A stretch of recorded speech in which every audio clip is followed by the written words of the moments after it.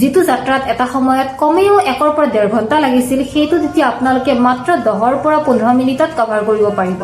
গুৱাহাটীৰ লাচিত ঘাটৰ পৰা উত্তৰ গুৱাহাটীৰ গৌৰীপুৰলৈ ব্ৰহ্মপুত্ৰ নদীৰ ওপৰত এখন নতুন ব্ৰিজ বনোৱা হৈছে আৰু এইখন হৈছে উত্তৰ পূৰ্বাঞ্চলৰ প্ৰথমখন 6 লেন এক্সট্ৰাডোজ ব্ৰিজ। ব্ৰিজখনৰ মূল দৈৰ্ঘ্য 1.24 কিলোমিটাৰ, প্ৰস্থ 33 মিটাৰ আৰু সম্পূৰ্ণ প্ৰকল্পৰ দৈৰ্ঘ্য প্ৰায় 8 কিলোমিটাৰ।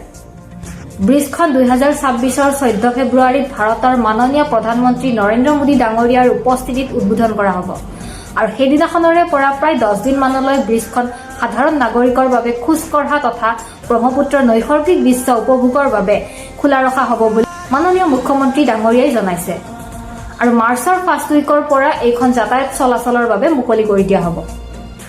অসমৰ ঐতিহাসিক গৌৰৱ আৰু সাংস্কৃতিক পৰিচয়ক সন্মান জনাই এই ব্ৰিজখন 700 শতিকাৰ কামৰূপৰ এজন শক্তিশালী তথা দূৰদৰ্শী শাসক কুমাৰ ভাস্কৰ বৰ্মাৰ নামত নামাকৰণ কৰা হৈছে। প্ৰায় 3030 কোটি টকা ব্যয় সাপেক্ষে নিৰ্মিত এই ব্ৰিজখন ভূমিকম্প প্ৰতিৰোধী আৰু ইয়াত আধুনিক ব্ৰিজ হেল্থ মনিটৰিং চিষ্টেম ব্যৱহাৰ কৰা হৈছে।